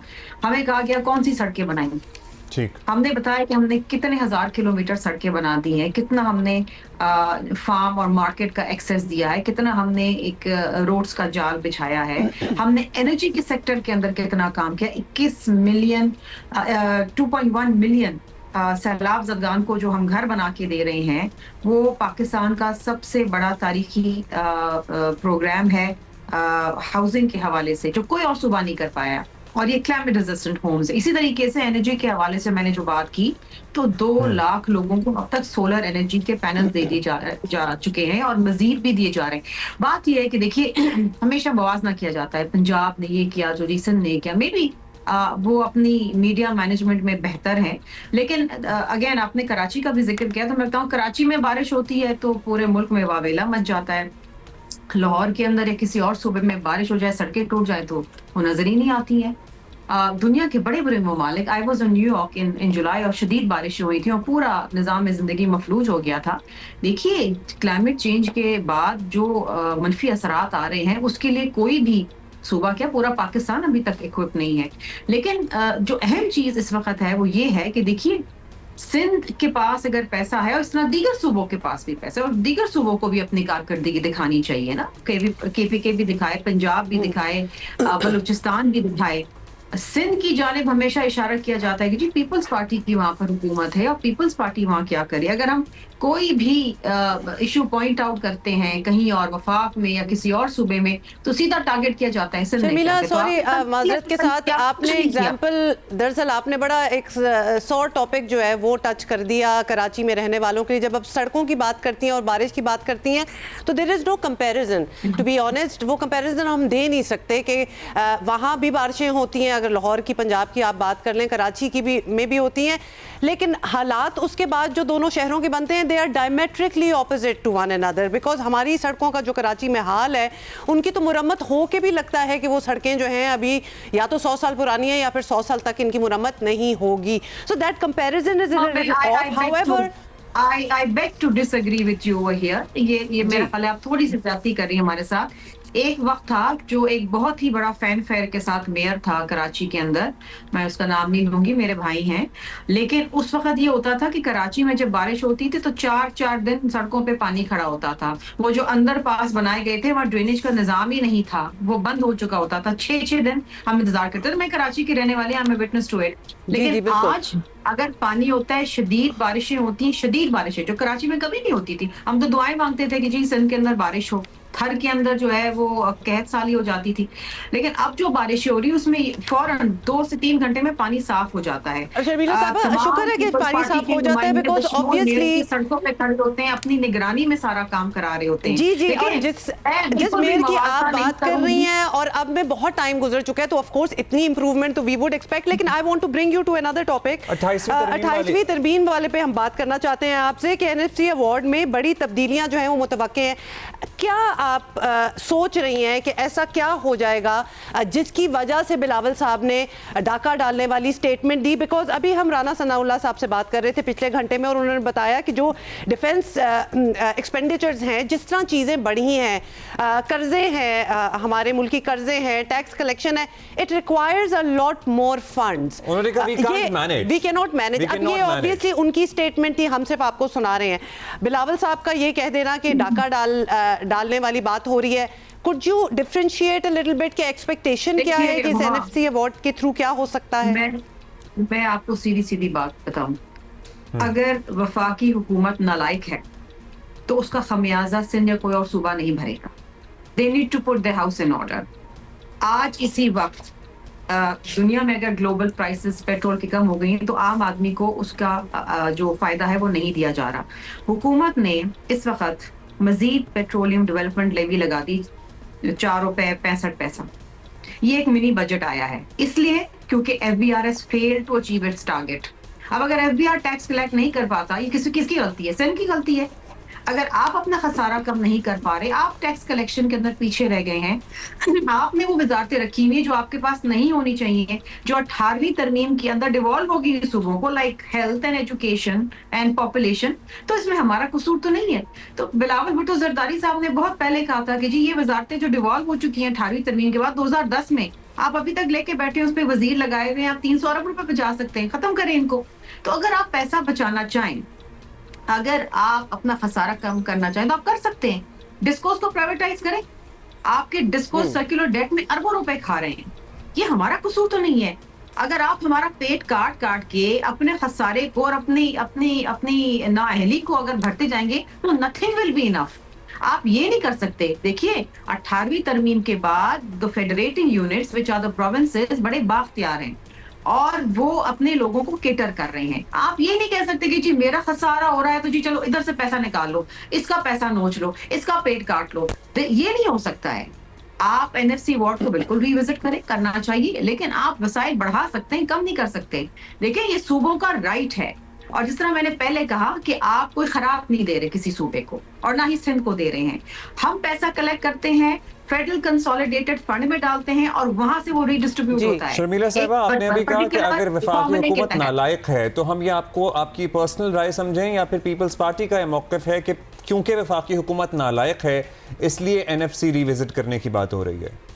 देखिए जी, मैं आपसे एक बात बड़ी सीधी सीधी कह रही हूँ। मुझे आप बताइए, अगर FBR fails to achieve its tax targets तो इसमें किसकी नालायकी है? मुझे आप बता दें। मेरी नालायकी है, पीपल्स पार्टी की नालायकी है। ये तो आपका फेडरल इदारा है ना। आज पेट्रोलियम लेवी लगाई है 4.4 रुपए 65 पैसे। क्यों लगाई है आपने? इसलिए क्योंकि आपने अपना टैक्स कलेक्शन है उसको बराबर करना है। आप एफबीआर जो है fail to achieve its targets. तो ये मेरी नालायकी तो नहीं है ना। मैं तो कह रही हूं you have a point there. मुझे तो सर्विसेज पे टैक्स लगाने का और कलेक्ट करने का टारगेट दिया गया था। जब मुझे दिया गया था तो 16.8 अरब रुपए था। अच्छा, आप अकेला सूबा भी नहीं है, पंजाब है, पंजाब है, खैबर पख्तूनख्वा, बलूचिस्तान है, सिंध है। अब एनएफसी रिविजन की अगर बात होती है, पंजाब को कोई एतराज़ नहीं होता, बलूचिस्तान को आई वंडर, ज़ाहिर है पीपल्स पार्टी की हैं वहाँ पे, सो शायद उन्हें एतराज़ हो, या खैबर पख्तूनख्वा भी मान जाता है। तो क्या सिंध अकेला स्टैंड लेगा या फिर एक सूबाई हम आहंगी के तहत कुछ बातचीत की क्या गुंजाइश मौजूद है? क्योंकि अभी राना साहब कह रहे थे कि इस पे बात तो हो रही है और अभी भी हो रही है। सो आप क्या उस बात में शामिल होंगे या आप सिरे से उस बात में शामिल होना ही नहीं चाहते? देखिए जी, बात यह है कि बिल्कुल डिलिब्रेशंस होनी चाहिए, डिबेट होनी चाहिए, लेकिन इस नियत और इस मकसद से नहीं होनी चाहिए कि आपने सूबे के वसाइल पे डाका डालना है। इस नियत से नहीं होनी चाहिए। रिविजिट करें, बिल्कुल डिबेट होनी चाहिए, व्हाई नॉट, डायलॉग होना चाहिए। एक ही मुल्क है ना, आपस में हम साथ हैं। अगर आपके प्रोविंसेस एम्पावर होंगे तो वो आपकी फेडरेशन को स्ट्रेंथन करेंगे। वी अंडरस्टैंड कि आपके डिफेंस के अखराजात बढ़ चुके हैं, वी अंडरस्टैंड कि इश्यूज हैं, वी अंडरस्टैंड कि आप मकरूज हैं IMF के, ठीक है, लेकिन आप अपने पैरों पे खड़े हो ना। आप प्राइवेटाइज करें। आपने PIA प्राइवेटाइज किया, आपने खसारा उठा के PIA से निकाल के PIA लिमिटेड कंपनी में डाल दिया।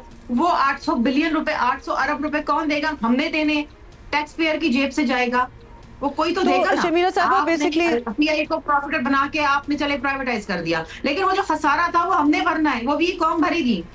इसी तरीके से आप अपना सर्कुलर डेट कम करें। PIA को पहुंचाने में भी तमाम लोगों की कंट्रीब्यूशन है, ऐसा तो नहीं था ना। We need to finish this debate, we need to bring it to an end। आप कह रही हैं शर्मिला की डिबेट भी होनी चाहिए, साथ साथ अकाउंटेबिलिटी भी होनी चाहिए। जी Absolutely. Anything without accountability is fruitless. आप बिल्कुल अकाउंटेबल कर। हमने तो कल जो सिंध विजन पेश किया, बताया 15 सालों में हमने क्या किया। हम तो अकाउंटेबल हो रहे हैं आपके सामने। करें आप उस पर बात, करें डिबेट, बताएं हम कहाँ गलत हैं, और अगर सही है तो फिर अप्रिशिएट करें, सिंध को अप्रिशिएट करें, पाकिस्तान पीपल्स पार्टी की गवर्नमेंट को सिंध में अप्रिशिएट करें, विजन को अप्रिशिएट करें ना, जो काम हमने किया उसको तो अप्रिशिएट करें। और ठीक है, कराची के अंदर बिल्कुल चैलेंजेस है, लेकिन हम उस चैलेंजेस पे भरपूर तरीके से उतरने की कोशिश कर रहे हैं, और इंशाल्लाह जैसे जैसे वक्त गुजरेगा चीजें हालात और बेहतर होंगी। सूबे में ओवरऑल काम होना चाहिए, लेकिन do you really think being also a citizen of Karachi कि जब तक कराची वो अपनी रौनक और अपने उरूज पर नहीं वापस आता, it would remain a weakest link. It would always be the weakest link when you तो talk क्या about आपको performance. नहीं लगता कि कराची की रौनकें बहाल हुई हैं? एक वक्त ये होता था बोरी जाहिर है बर्दाश्त लॉ एंड कराची में ऑर्डर मिलती थी। हाँ, of course, उससे comparison करें तो। भत्ताखोरी सब खत्म हो गया, नहीं, लेकिन देखिए ना, इंफ्रास्ट्रक्चर का आप हाल देखें ना। वो भी बेचारे सिंध के अंदर, ये भी तो सिंध के साथ ज्यादती हुई है ना।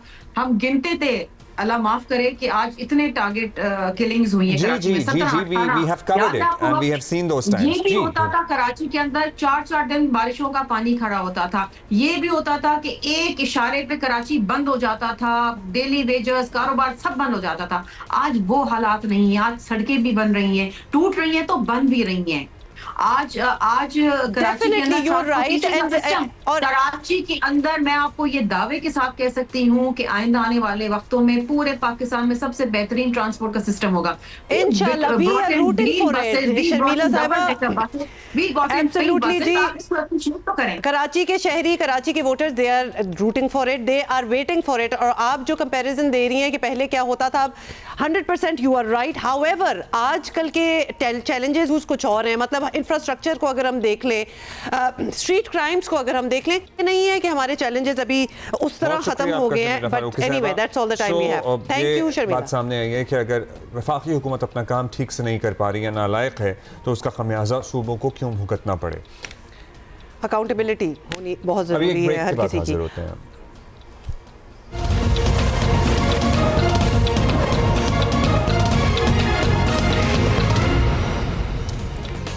वेलकम जी। अमेरिका की जानिब से बुध को पाकिस्तान समेत 75 मुल्कों के लिए इमिग्रेंट वीज़ा प्रोसेसिंग गैर मुअय्यना मुद्दत के, मैंने सही कहा, के लिए रोकने का ऐलान कर दिया है। और इस फैसले ने हज़ारों लाखों ख़ानदानों को परेशानी बल्कि मुख्तलिफ चैलेंजेस में डाल दिया है। ख़ास तौर पर ऐसे अफराद जो कि अमेरिका में मुस्तकिल रिहाइश के ख्वाहिशमंद हैं। लोग समझ नहीं पा रहे कि इमिग्रेशन मुअत्तली का ये अमल मुस्तकिल है या वक्ती है। बड़ी इसमें एक्चुअली क्वेश्चंस हैं that remain to be answered. अमरीकी हुकूमत ने ऐलान तो कर दिया, लेकिन ज़्यादा तफसीलात सामने नहीं आई। और अमरीकी वज़ारत ख़ारजा की तरफ से इतना कहा गया कि इमिग्रेंट वीज़ा प्रोसेसिंग की मुअत्तली का फ़ैसला फ्रॉड, जांच पड़ताल और हुकूमत पर बोझ बनने के खदशात के बायस किया गया है। पाकिस्तानियों की बड़ी तादाद भी इन सवालों का जवाब तलाश कर रही है। साथ में ये भी कहा गया है कि आप दरख्वास्त देना बंद ना करें, इंटरव्यूज़ भी होते रहेंगे, लेकिन ज़ाहिर है वीज़ा तब तक जारी नहीं किया जाएगा जब तक ये पॉलिसी मौजूद है और ये या इस पर कोई फैसला तो नहीं ये पॉलिसी भी कब तक है कब तक नहीं है, मतलब हर चीज़ actually is up in the air. Let's talk about it. Ejaz Chaudhry साहब की है, साबिक सेक्रेटरी खारजा हैं। चौधरी साहब, अमेरिका ने दुनिया के 75 मुल्कों के लोगों का इमिग्रेशन वीज़ा बंद कर दिया है, पाकिस्तान भी इसमें शामिल है। क्या हुकूमत को इस पर तशवीश होनी चाहिए, पूछताछ होनी चाहिए? मेरे ख्याल में जिस तरह के आप ताल्लुकात हो चुके हैं अमेरिका के साथ, गर्मजोशी है उनमें, तो थोड़ा ताज्जुब भी हुआ ये सुनकर। लेकिन अभी मैं फॉरेन ऑफिस के स्पोक्समैन को सुन रहा था तो वो यही कह रहे थे कि हम टेकअप करेंगे। और मेरा ख्याल टेकअप करना भी चाहिए उनके साथ, उनसे पूछें कि ऐसा क्या हुआ, क्योंकि और जो हमारे मुकाबले में दूसरे कई ऐसे ममालिक हैं उधर तो उन्होंने ख़त्म नहीं किया। तो हमारी तरफ से तो हमारी तो इतनी बड़ी तादाद नहीं है, अगर कोई और वजह बनती है तो वो भी हमें बताएं ताकि हम उनको एड्रेस कर सकें। टूरिस्ट वीज़ा, स्टूडेंट वीज़ा, ये तो सब नहीं है, सिर्फ इमिग्रेंट वीज़ा हैं। तो उस पर ज़रा मेरे ख्याल में थोड़ी मालूमात अगर अमेरिका से मिल जाए तो फिर हमारी जो अथॉरिटीज़ हैं उसके ऊपर एक्ट कर सकेंगी। सरेदस्त तो मुझे कोई समझ नहीं आ रही कि इन्होंने क्यों ये किया। जिस तरह बाकी सारे ममालिक हैं उसी तरह हमारे लोग भी हैं, जाते हैं इमिग्रेंट यानी इमिग्रेशन वीज़ा लेते हैं, अगर वो कोई काम कर रहे हैं कहीं ना कहीं किसी हवाले से तो ही उनको मिलता है। उमूमन हाई स्किल्ड भी होते हैं।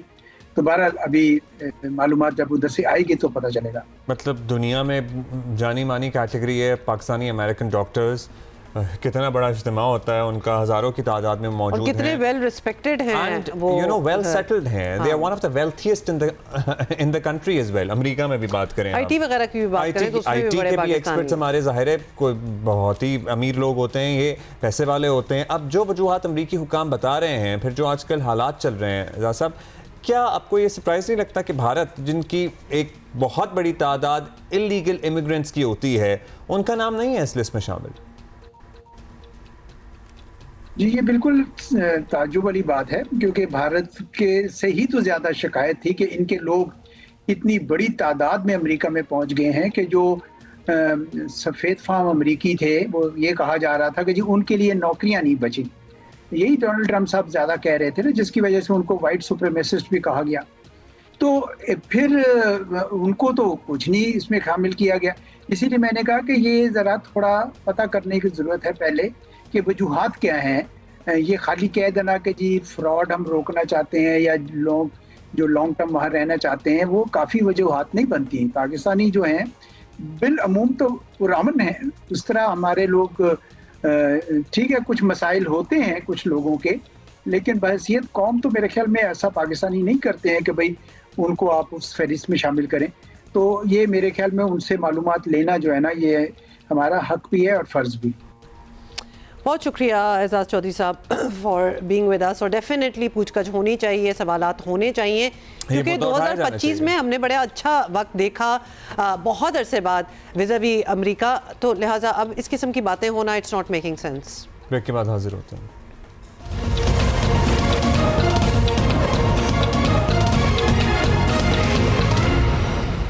वेलकम बैक जी। क्रिकेट की दोबारा बात करेंगे। सिकंदर हमारे साथ मौजूद हैं। सिकंदर, कैसे हैं आप? खैरियत से हैं? Sikandar, what should we do, बताइएगा। आज की कंडीशंस को मद्देनज़र रखते हुए, कल बारिश से एक मैच मुतासर हुआ है already. Fielding first, batting first? देखो, ये तो पिच देखकर ही हो सकता है अब्दुल्ला। जब तक कि आप वहाँ पे ग्राउंड में मौजूद ना हो, पिच की कंडीशन और ग्राउंड की कंडीशन जब तक ना देखें, अभी से फैसला करना कि सही नहीं होता। हाँ, ये ज़रूर है कि अगर थ्योरी के ऊपर जाएं, थ्योरीज ये कहती हैं कि ऐसे मौके पे जहां बारिश का खतरा हो तो आप सेकंड टाइम बैटिंग करें, इसलिए कि उसमें फिर डकवर्थ लुइस का जो मेथड आता है उसमें आपको आसानी हो जाती है। आपको पता लग जाता है टारगेट क्या है, क्या करना है, शुरू में नहीं पता लगता आपको। तो थ्योरी तो वो कहती है, और जो प्रैक्टिकल है वो ये है कि ग्राउंड पे जाएंगे, पिच देखेंगे और फिर वो फैसला करेंगे कि क्या करना क्या नहीं करना। अच्छा, कंडीशंस का वहाँ बताएं। कल भी हम ये बात कर रहे थे, आप कह रहे हैं वो तो पिच को देख के ही पता चलेगा, लेकिन बारिश बहुत ही काम ख़राब कर देती है। श्रीलंका का एक्सपीरियंस हमारे सामने है, कितने मैचेस जो हैं वो कट शॉट हो जाते हैं। हम कुछ ऐसा एक्सपेक्ट कर रहे हैं, और क्या इसके लिए कोई और हिकमत अमली होती है, कोई और स्ट्रैटेजी बनानी पड़ती है कि ये भी हो सकता है? नहीं, देखो हुमा, होता ये है कि आपको अपने सीजन का पता होता है कि इस सीजन में क्या होना है। हमें पता है कि पाकिस्तान में कब बारिशें होती हैं, कब गर्मी होती है, कब सर्दी होती है। इसी तरह आई एम श्योर पूरे जितने भी ममालिक हैं उन सबको पता होगा कि उनके सीजन कौन से चल रहे हैं, कि उसके अंदर मैच कराना है नहीं कराना। ये फैसले वो जो लोकल जो होस्ट होता है उसको पता होता है। तो इसमें फिर बैड लक ही हो जाती है। You have to be prepare कि क्या करना है। जैसे मैंने कहा ना कि थ्योरी के हिसाब से तो आपको फिर then you should bat second, target हो जाता है। अगर डकवर्थ लुइस का मेथड आ जाता है कि इतने ओवर में इतने करने हैं तो फिर यू नो इट। अदरवाइज आप जाके देखते हैं, और ऐसे मौके पर इसलिए कि ये इंटरनेशनल इवेंट है, आईसीसी का इवेंट है, एवरीथिंग इज कवर्ड, पिचेस पर कवरिंग होती है, हर चीज़ तैयार होती है, हर चीज़ की तैयारी मौजूद होती है। तो इसलिए जो नुकसान होता है वो ओवर कट जाते हैं, लोग नहीं देख सकते, मैच प्रॉपर पूरा नहीं देख पाते, लोग ग्राउंड्स पे नहीं आते कई दफ़ा। तो ये सिचुएशन होती है। तो ये तो आपको लोकल जो होस्ट होता है उसको अपने सीजन का पता होना चाहिए, उसके हिसाब से। अच्छा, पिछले घंटे में हम अहमद भाई कह रहे थे कि बड़ा तजर्बा है इंग्लैंड की टीम का। जी, it's a big team, it's a strong team. आप ऑब्वियसली दोनों की असेसमेंट कर चुके होंगे। हमने भी बड़ा अच्छी परफॉर्मेंसेज हमारी रही हैं पिछले कुछ 3 महीने में। 3 महीने में अगर हम देखें, we are at par with English team. और जो प्लेयर्स हैं हमारे लड़के जो हैं वो क्या सोच रहे होंगे? It's a big match. देखिए, इंग्लैंड की टीम में और पाकिस्तान की टीम में जो बेसिक फ़र्क है वो ये है कि इंग्लैंड और ऑस्ट्रेलिया और जितने भी इस किस्म के ममालिक हैं, जैसे मेरे बच्चे वो अमेरिका में पढ़े हैं, तो ये स्कूलों में उनकी कोचिंग होती है। जब वो 4ठी 5वीं 6ठी क्लास से उनकी कोचिंग शुरू हो जाती है, उनके पास प्रॉपर कोचेज होते हैं, उनका खेलने का अंदाज बहुत ज़बरदस्त होता है, बड़ा स्ट्रेट खेलते हैं वो और टेक्निकली खेलते हैं। तो ये एक बहुत बड़ा फ़र्क होगा हमारे और टीम में और उनकी टीम में। मगर हमारी टीम जो होती है वो बड़ी नेचुरल स्ट्रीट स्मार्ट होती है। वो बच्चे तो सड़कों पे नहीं खेलते, हम लोग सब सड़कों पे खेलते हैं। हम लोग सारे जो हमारे बच्चे होते हैं वो स्ट्रीट स्मार्ट होते हैं, they know how to play sweep shots और ये वो उल्टी सीधे जो शॉट्स हम खेलते हैं वो ज़्यादा परफेक्ट हो जाते हैं बिकॉज ऑफ दैट। पाकिस्तान को जो डिसएडवांटेज है, जो सबसे बड़ा डिसएडवांटेज ये है कि पाकिस्तान के सिर्फ 3 लड़कों ने अच्छे रन किए हैं। एक मिन्हास है जिस ऑब्वियसली जो उसने टॉप स्कोरर है, उस्मान खान है और उनका कप्तान फरहान। ये 3 लड़कों ने तो बहुत हैवी स्कोरिंग की, बाकी लड़कों ने इतने मजेदार रन किए हुए नहीं है। मेरे पास जो डेटा मुझे मिला हुआ है उसके अंदर जो फिर एक अहमद हसन है जिसने 241 किया, फिर किसी ने 100 किए, किसी ने मतलब 150 किए, तो ये रन्स चल रहे हैं। Right. तो ये एक बहुत बड़ा मैटर है और आई एम 100% श्योर कि जो इंग्लैंड की टीम है वो आकर उन 2 लड़कों पे अटैक करेगी जो हमारे शुरू के जो खेलते हैं मिनास वगैरह, ताकि वो उनको आउट कर देंगे तो पाकिस्तान की टीम अंडर प्रेशर आ जाएगी। तो ये वैसे हम अपनी इन स्टैट्स को मद्देनजर रखते हुए हम अली रजा की भी बात कर लेते हैं, बॉलर हैं ज़ाहिर है, और उनकी भी बड़ी बात की जा रही है। हमारी बैटिंग ज़्यादा मजबूत है या हमारा बॉलिंग लाइनअप तगड़ा है ज़्यादा? देखिए मुझे तो बॉलिंग ज्यादा तगड़ी इसलिए लग रही है कि उसमें 3-4 लड़कों की ज्यादा अच्छी कंट्रीब्यूशन है रादर देन बैटिंग के अंदर जो 2-1 लड़के बहुत एशिया कप में सिर्फ तो 2 लड़के चले थे, मगर यहाँ पर जो बॉलिंग है उसके अंदर 3 लड़के तो हमारे सीमर्स बड़े जबरदस्त हैं, तो वो उसका ज्यादा इम्पैक्ट पड़ेगा। तो प्रेशर जो है हमारी बैटिंग पे ज्यादा होगा, बॉलिंग पे कम होगा। बॉलिंग पे कॉन्फिडेंस, अगर मैं कप्तान हूँ तो मुझे पता है कि मेरे पास 3 अच्छे 4 बॉलर ऐसे हैं कि जो अटैक करेंगे। हम सिर्फ 150 भी करते हैं, 160 भी करते हैं, तो उनके साथ मैं अटैक कर सकता हूँ। मगर बैटिंग को थोड़ा सा डाउट है। अगर शुरू में मिन्हास आउट हो गया, आप देखिएगा लड़कों के चेहरे जो है ना थोड़े से डाउन हो जाएंगे। वो तो बात तो फिर सिकंदर वही होगी ना, हमारी भी डिपेंडेंसी हो जाती होती है। The one who is doing good and has been doing good, सारा इन्हिसार उसी पे आ जाता है। बट यू थिंक कि हमारे पास और भी प्लेयर्स हैं, बैटर्स हैं कि चलें ठीक है आज अच्छा दिन ना हुआ समीर मिन्हास का, तो वी हैव बैकअप्स?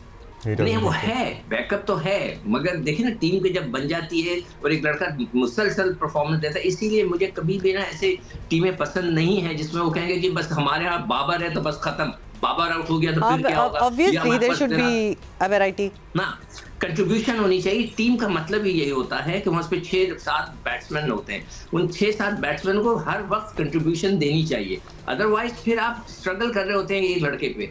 बॉलिंग के अंदर इसलिए मुझे बहुत थोड़ा सा कॉन्फिडेंस इसलिए आ रहा है कि हमारे पास वो जो बॉलर्स हैं वो बड़े तिखे हैं और अच्छी क्रिकेट भी पाकिस्तान में खेलते हैं। Who are you really looking out for? Sikandar, जाहिर है अब PSL में भी 2 नई टीमें शामिल हो गई हैं, उनको भी अपनी टीमें बनानी हैं, अपना पूल स्टैब्लिश करना है।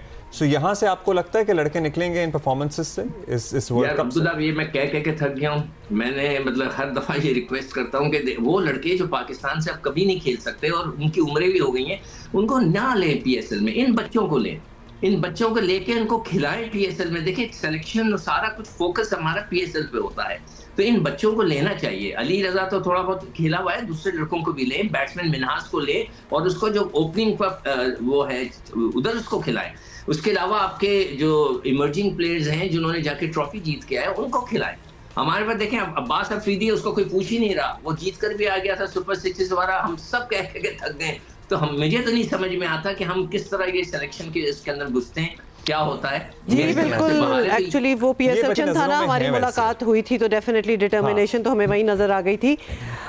Okay, so we are going to say best of luck to the Pakistan under 19 boy and इंशाल्लाह वो अपना कॉन्फिडेंस भी बरकरार रखें और may everything be in your favour. ये तमाम मैचेस आप पाकिस्तान के पहले स्पोर्ट्स चैनल जियो सुपर पर देख सकेंगे। हम आपसे मुलाकात करेंगे on Monday. Have a great weekend, bye.